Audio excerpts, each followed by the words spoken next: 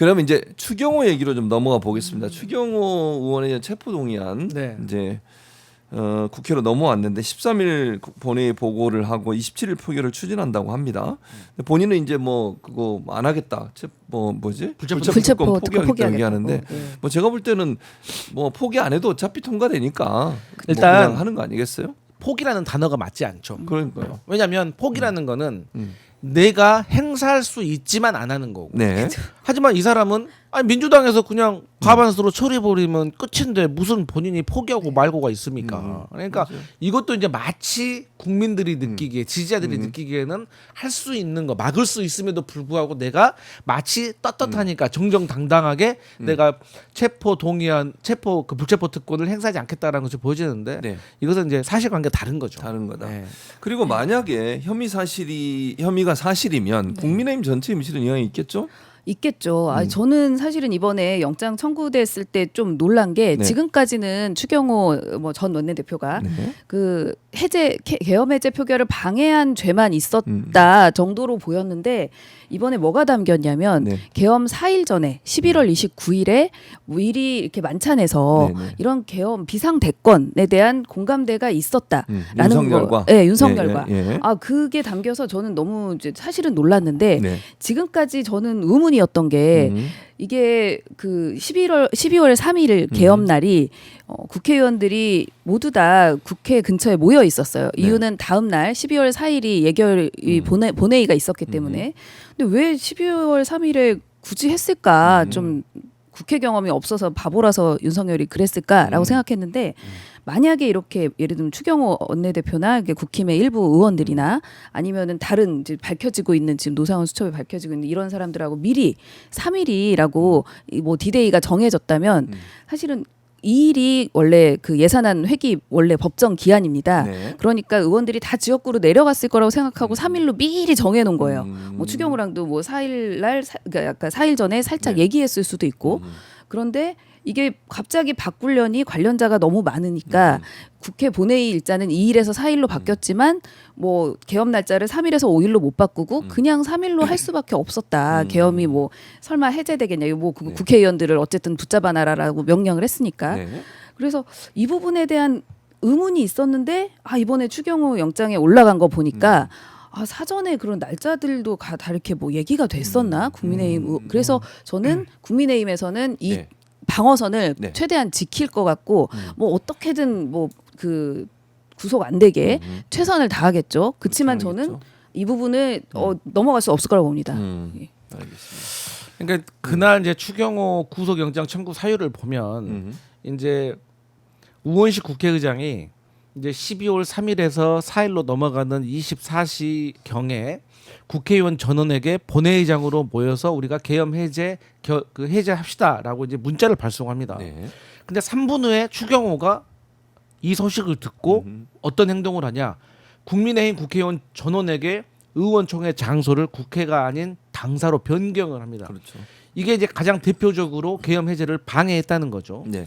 그리고 그 다음에 어떤 행동을 하냐? 네. 곧바로 한동훈에게 전화를 합니다. 당시에 한동훈은 친한계 한 18명과 함께 본회의장 안에 있었던 거죠. 네. 그러니까 한동훈에게 전화를 해가지고 본청 아래로 나오라고 합니다. 음. 그러니까 이것도 계엄 해제를 방해하려는 것이죠. 네. 그런데 이때 신동욱 음. 의원은 추경호 의원하고 통화를 하고 본회의장 밖으로 실제로 나왔습니다. 그래서 본회의장 안에 사정에 대해서 추경호에게 보고를 한 것 같아요. 그리고 이제 두 번째로는 추경호가 네. 윤석열하고 통화를 했잖아요. 네. 그때 통화 내용이 뭐라고 했었냐? 윤석열이 추경호에게 네. 계엄에 대해서 사전에 말해주지 못해서 미안하다라고 했어요. 그런데 이거는 그야말로 그들의 주장인 거고 그들의 주장을 믿어준다고 하더라도 그렇다고 하면 추경호는 윤석열과의 통화를 통해 가지고 계엄이 일어났다는 걸 인지를 했잖아요. 그러면 곧바로 해야 되는 행동들이 본인이 생각을 했을 때 이 계엄이 불법이다 아니다를 판단한 다음에 바로 의원들에게 불법이라고 판단을 했다고 하면 본회의장으로 모여가지고 네. 계엄 해제를 하자고 하는 게 원내대표로서의 역할과 의무라고 생각을 해요. 근데 그렇게 하지 않았다는 거고 네. 문제는 추경호가 윤석열과 그런 정말 대화를 했는지도 사실 그들의 주장인 겁니다. 그 이후에 누구랑 통화를 하냐? 한덕수하고 7분간 통화를 합니다. 7분간 통화했다는 건 엄청 긴 내용인 거예요. 그렇죠. 실분은. 그리고 홍철호하고 또 통화를 하게 됩니다. 그러니까 제 생각에는 윤석열이 얘기하고 홍철호나 한덕수가 마무리. 계속해서 추경호에 대해서 이제 마무리 작업으로 야 하라는 대로 해 임마 이제 이런 식으로 설득을 당한 것 같다라고 보여주고 여기서 추가적인 건 뭐냐면 한동훈이 네. 추경호를 감싸고 있습니다 요즘. 그러니까 그게 앞뒤가 맞지 않는 거예요. 그렇죠? 그렇지. 그런데 그러면 한동훈은 왜 특검에서도 너 나와가지고 추경호 원내대표가 계엄 해제 방해했다는 이 정황에 대해서 너 와서 조사 좀 받고 말 좀 해줘. 그러니까 아주 건방지게 내 책을 봐 이렇게 얘기를 했잖아요. 저는 당시에 네. 왜 그럴까라고 생각을 했는데 그저 배신자 프레임 때문에 그런다고 생각을 했는데 네. 지금 와서 퍼즐을 맞춰보면 네. 한동훈이가 그때 당시에 추경호가 자기에게 전화해가지고 나오라고 했던 거를 그때는 안 알려줬단 말이에요. 근데 만약에 특검에 가서는 이 얘기를 할 수밖에 없단 말이에요. 그러면은 지금보다 이 추경호의 혐의가 더 구체적이고 객관화되는 이 사건에 대해서 한동훈이 밀고를 한 게 되는 거잖아요. 그러면 더 배신자 프레임에 빠지는 거야. 네. 그래서 그때 특검에 안 가려고 했던 것 같아요. 네. 실제 조금만 디테일하게 얘기하면 네. 네. 당시 밤 11시 50분에 아까 이제 계엄에 대해서 불법성을 판단을 뭐 본인 스스로 할 것이 아니라 이미 그 뭐 한동훈 대표가 네. 11시 뭐 49분인가요? 다 이거 불법이니까 뭐 모여달라는 식으로 공개적으로 다 얘기를 했단 말이에요. 그러면은 이게 엄청 불법이 아닌 이상 웬만하면 불법으로 인지를 안 할 수가 없단 말이에요. 추경호가. 그런데 어쨌든 우리 당 의원님들이 12시 전에 150명이 다 모여 있었어요. 네. 근데 국힘도 같이 들어오기를 기다리느라고 더 시간이 엄청 1시간 이상 지연된 거란 말이에요. 근데 그 당시 어떤 위기가 있었냐면 밖에 공수부대가 다 있었고 문도 두드리고 있었단 말이에요. 1시간 이상 시간을 끈 거예요, 추경호가. 네. 그때 만약에 군인이 정말 이렇게 민주주의를 지키지 않고 네. 진입을 했으면 네. 분명히 그 150명 넘었기 때문에 12시 전에 우리라도 포결을 할 수 있었는데 그 표결을 우리 당도 못하게 마치 뭐 갈 것처럼 하면서 계속 뱅뱅 돌면서 끌었다는 거예요. 시간을. 네. 추경호가 기여한 게 엄청 크죠. 네. 만약에 정말 계엄이 해제가 안 됐으면 거의 다 추경호가 한 겁니다. 또 단전 단수 만약에 됐다고 예. 생각을 그렇지. 그럼 네. 큰일 나지. 네. 근데 음. 제가 이제 그때 김병주 최고위원한테 들었는데 네.